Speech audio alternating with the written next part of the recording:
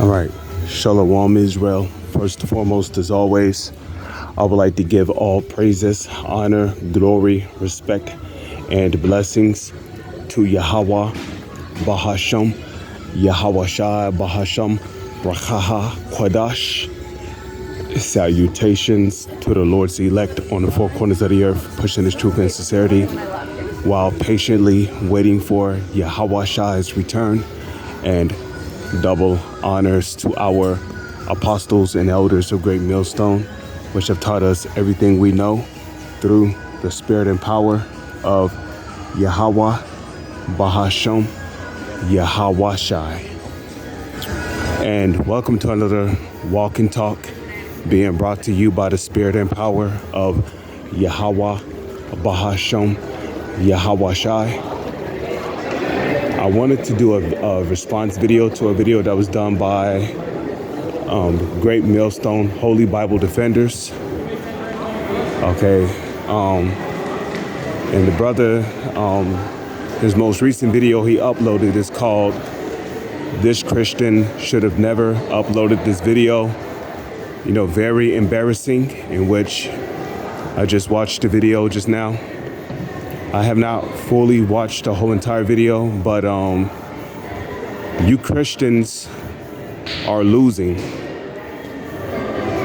You know, and for the most part, every time y'all come up to one of our Great Millstone camps, you come with the same questions over and over and over, you know.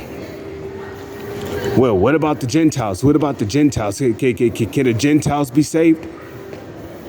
Because you see, you Christians, you know, when y'all was woken up, well, when Christianity was beaten into our people, which really started during slavery. Okay, during slavery, Christianity was forced upon us. It was beaten into us. Okay, fulfilling the prophecy of Jeremiah chapter 17, and I believe verse 4, but don't quote me on it. Okay, thus saith the Lord, you know, and thou even thyself shall discontinue from thine heritage that I gave thee, and I will cause thee to serve thine enemy in the land which thou knowest not. For thou hast kindled a fire in my anger, which shall burn forever. Now, when you revert back to the curses of Deuteronomy, the 28th chapter, okay, what did the Lord say in Deuteronomy 28, verse 48? The Lord said that he will send a nation against us from afar, as swift as the eagle flieth. A people whose tongues thou cannot understand, right? Because, when the Edomites first came to the land of America, okay, they was calling themselves conquistadors, and, you know, they was calling themselves Spaniards around that time, okay? They, basically, you know, they came over here, you know, basically speaking English, which is why when these Edomites from Europe, when they came over here to the Americas, they had to bring a Hebrew interpreter.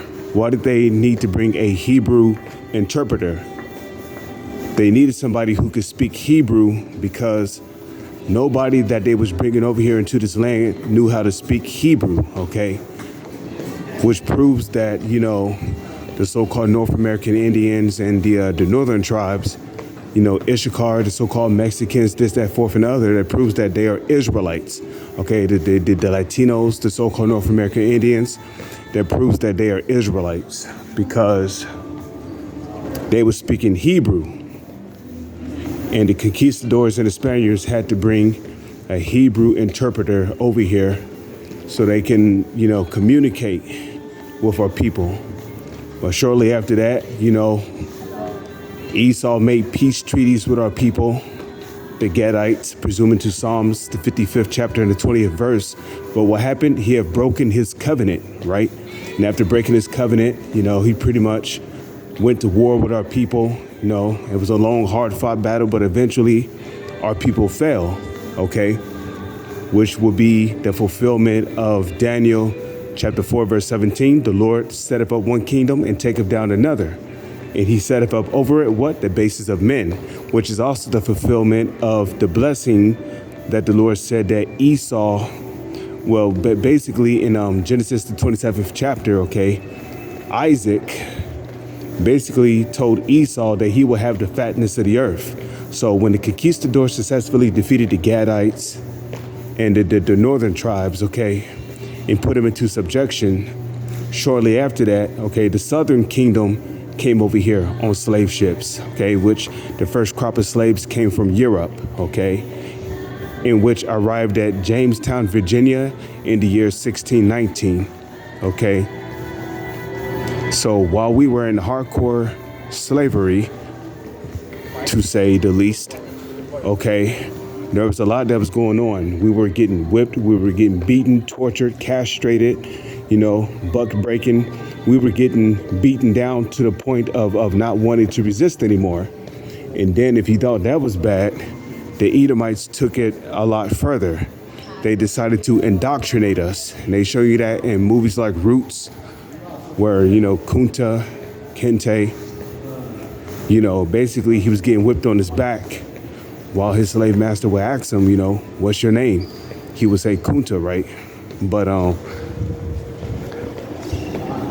whenever the slave master did not get a favorable answer, he would continue to whip the man on the back until eventually he subsided. And eventually what happened? Kunta started saying that his name was Toby, okay? So not only did we stop calling ourselves Hebrew Israelites, we stopped naming our children after Hebrew names, okay? Our customs were beaten out of us. All these things happened during slavery. And then, later on down the line, in some years, you have the Jesuits, okay? You have the Jesuits. And you can say that the Jesuits are responsible for converting, not all of them, but basically while we were, still under heavy subjection of these Edomites, okay, they would take us into these slave houses, because originally the churches were slave houses where the slaves would be held, until, there was work that needed to be done. So, they would take, chairs, put them in the slave houses, and then Esau would come with the Bible and start indoctrinating Christianity upon our people, and this is where, our people have developed this mindset of, we must love our enemies, love them that hate us and persecute us, because that was beaten and forced upon us while we were still under heavy subjection under these Edomites. And I'm talking about in the 1800s, okay, the early 1800s going into the late 1800s, okay? We were being heavily indoctrinated, okay? They was pushing hell upon us, and, we must learn to forgive our enemies, and we must learn to love one another and get along, and, and they had that image of Cesare Borgia in them slave houses, indoctrinating our people, saying, this is what your Messiah looked like, a damn blue-eyed cracker with long hair. And ever since then, okay, from generations to generations, ever since we lost our customs, we fell from our customs, our language, we grew up thinking that Christianity was the way, okay? So when you grow up believing that it's wrong to hate, so-called white people. You grow up thinking that, you grow up thinking that it's not okay to hate so-called white people, You grow up believing that, that everybody can be saved. You grow up believing that Jesus loves everybody. Why? Because these are all teachings, okay? These are all teachings that was forced upon us, okay?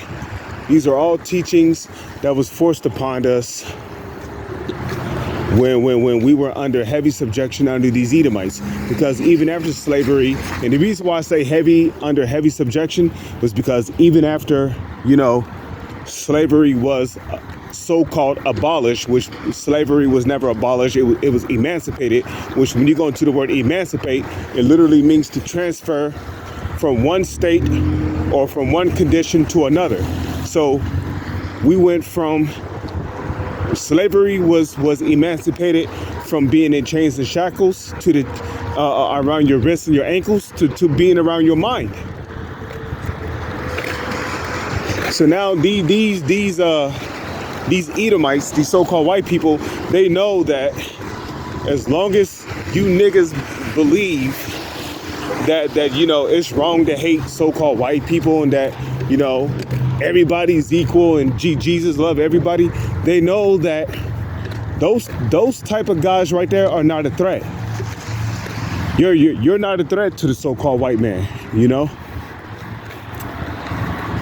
because you believe everybody can be saved. And you see, Esau purposely did this shit on purpose because he knows that there's power in the word of the Lord. And that's according to Hebrews chapter 4. Okay, and I believe verse 16, the word of the Lord is powerful and sharper than any two-edged sword. Okay, cutting asunder of bone marrow and spirit, and is a discerner of the thoughts, bringing it into And then I believe in 2 Corinthians, the 10th chapter, it tells you that the word of Yahweh brings it to, it tells you that the weapons of our warfare are not carnal but spiritual, to the pulling down of strongholds and bringing into captivity every thought that have exalted itself against the Most High. So the word of the Most High is powerful, okay? The word of the Most High is Yahweh Shai. The name of the Most High is Yahweh.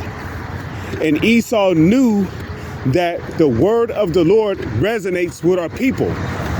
That's why he used the Bible against us, because the Bible is not just a book, it's not just a living book. It is also a spiritual weapon. So our own spiritual weapon was used against us while we were under heavy subjection of these Edomites. After slavery was so-called emancipated, when chains and shackles no longer needed to be on us anymore, we was heavily indoctrinated, and that's where the chains and the shackles went on our mind at. Esau basically fucking up our belief system of what's right from wrong, okay? That's why we grew up thinking that eating pork was okay. We thought that getting tattoos was okay. Why? Because when these devils was indoctrinating us in the church, we were taught what? You're under grace, so it don't matter what you do. You can get tattoos, you can eat pork.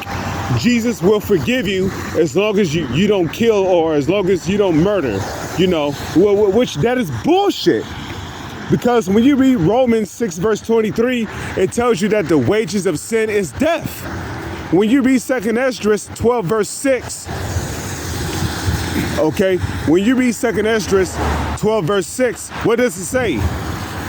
For Yahweh hateth sinners and will repay vengeance to the ungodly and keepeth them against the mighty day of their punishment. Okay, what did Paul say? Do we make void faith through grace? No, Yahweh forbid. Okay, so just because you're under, in which another thing about you Christians, y'all don't understand what grace is. Y'all think grace is when you can just live your life doing whatever you want to do. You think grace is when, You can wake up the next day, smoke a bong, you know, eat pork, eat unclean foods, you know, roll up a blunt. You might smoke that. You might watch a couple of movies, fall asleep, wake up, go hang out with your boys, sell dope, and Jesus will still forgive you. That's not what grace is, man. And first off, y'all don't even understand who grace is for. Grace is not for everybody walking upon the whole face of the earth. Grace is only for a small, selected few people walking the earth. They are known as in the Holy Scriptures, they are known as the elect. Okay? They are known as the elect. And grace is only for them. Okay? And what does grace do? Grace covers the sins of the elect. Okay? Now, is the elect going to be out there just sinning willfully? Oh, look, I'm in the truth. I know I'm a Hebrew Israelite, so I'm going to just go out there and just sin willy-nilly. Nah, that's not going to be the mindset of the elect. Okay? The mindset of the elect is going to be, you know, I don't know if I'm of the elect, but I'm going to do my best to keep the law, statutes, and commandments to the best of my ability. You know, which is a part of giving diligence to make your calling and election sure. So the elect is not going to just be out there smoking because they think they're of the elect. Nah, the elect is going to be humble.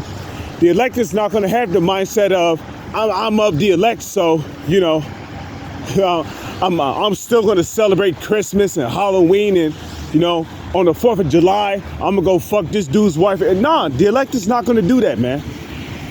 The elect is gonna be in the mindset of, you know, I hope I'm of the elect, so I'm gonna do my best to rehearse the righteous acts.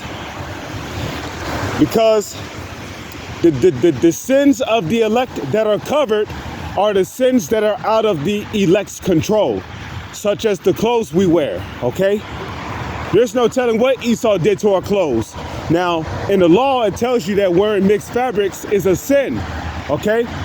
Defiling your temple is a sin. You don't know what Esau is putting in the food nowadays, you know?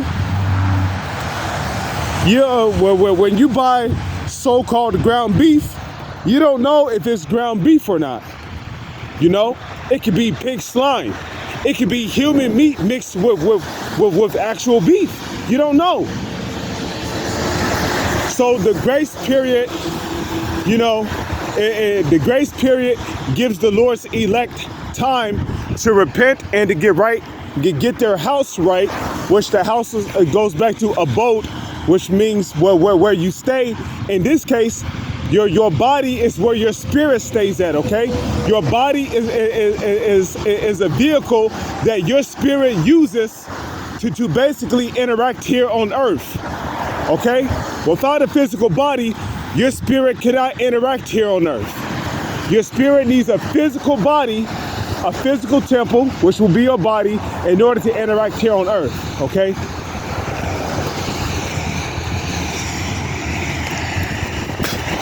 So the elect,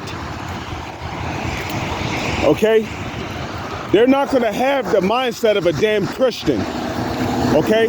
You Christians done lost your mind, man.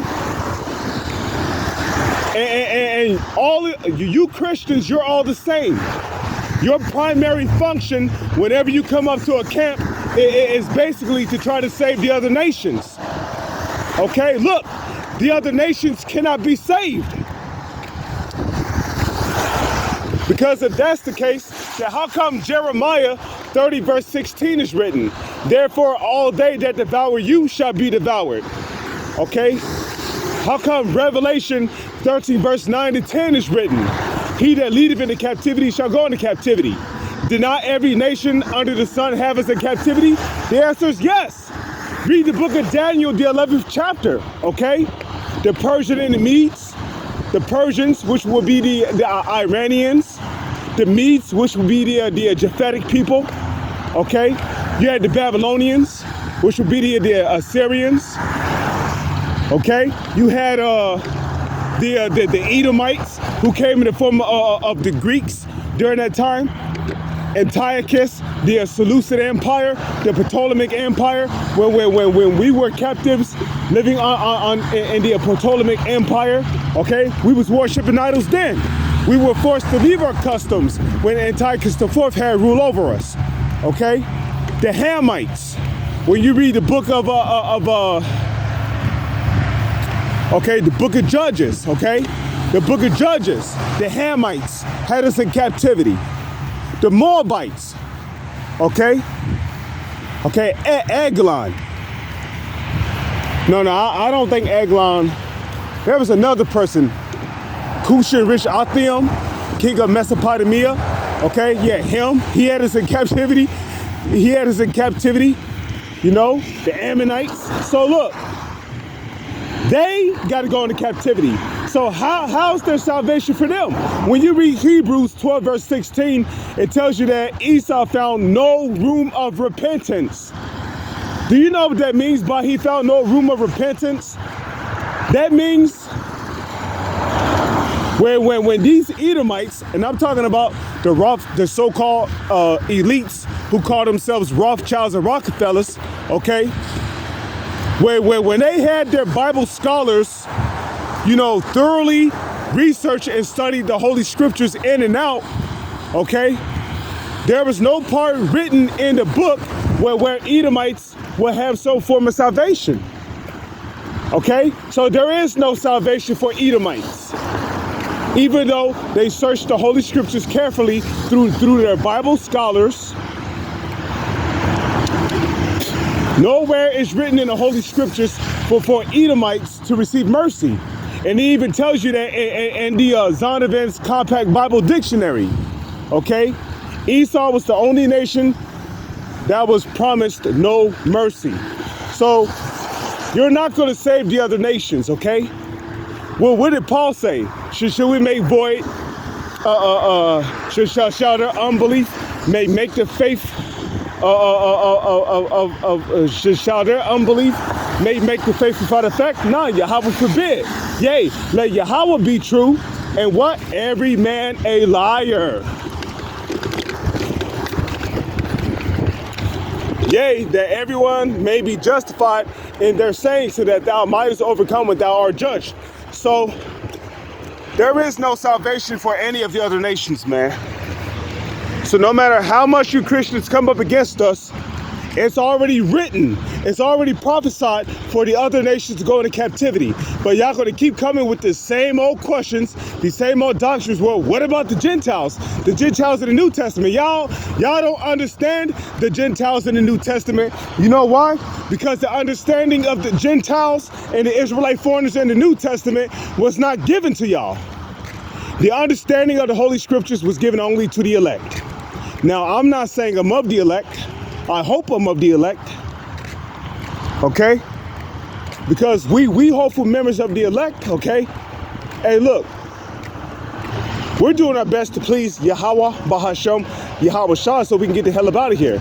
You Christians, especially you Jakes who come in the form of these Christians, y'all come in the spirit of Saul. You see, Saul was all about pleasing the people. Isn't that what Saul told Samuel in the book of 1 Samuel, the 15th chapter? He said, Saul said that he feared the voice of the people. Saul feared the voice of the people. So Paul was more concerned with what the people, what his people thought of him versus what the Lord thought of him. So you Christians, you know, your main focus is on what the people of the world think of you. Oh yeah, no, but wait a minute. You got Edomites out there who are racist, you know, still calling us niggers, yard apes, Puerto Rican porch monkeys, wetbacks, spicks, spooks, jigaboos. You know, but here it is, you know, you're a Hebrew Israelite. You have every right to hate these fucking Edomites. But you would refuse to do that. You want to go hand in hand with them. Well, like it tells you in the book of Proverbs, the 11th chapter, though hand join in hand, the wicked shall not go unpunished. And like it tells you in the book of Isaiah, the 13th chapter, everyone that is found shall be thrust through. Because the Lord, we're living in a time now where the Lord is about to put the spirit on Jake to rise up against these damn crackers. Okay? And there's going to be a race war. It's going to be the 2/3 of our people. It's going to be the 2/3 of our people versus these Edomites. Okay? And guess what? All of you coons who want to be buddy with these Edomites, well, the Lord's gonna put the spirit on some of these Edomites to turn on you niggas, okay, and hang you niggas or put y'all to death. And then any other of you niggas, you know, you still want to linger around, you still want to be buddy with these Edomites. Well, guess what? If you found during these race wars, there's going to be niggas that's going to be putting other niggas, there's going to be niggas that's going to be putting other niggas to death for being buddy with these damn Edomites. So, hey, we're living in those times, and you Christians, a lot of you are going to be judged for trying to defend these other nations, okay? You think these heathens are going to give a fuck about you, your family, your wife, your children, your cousin, your nephew, your auntie, your grandmother, your grandfather? You think these heathens are going to care about any of that when they invade America in the form of these UN troops? They're not going to care about any of you, okay? They're going to do what they got to do under orders from the U.S. government. So these UN soldiers, they're gonna break down your doors. They're gonna snatch you out of your homes. They're gonna separate you from your family. Some of y'all are gonna die in concentration camps. Some of you're gonna be tortured. Some of y'all, you're gonna take the chip because you fear death and you don't understand death. And at the end of the day, you're all of you Christians, you're just gonna eat a fucking missile, okay? And this is all prophecy, okay? This is all biblical prophecy. It's going to happen.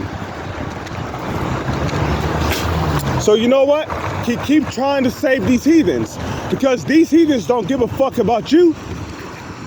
And when the time comes, when they spit in your face, then you shall know that a prophet has been among you. With that, I'm going to say shalom. It's on to the next one.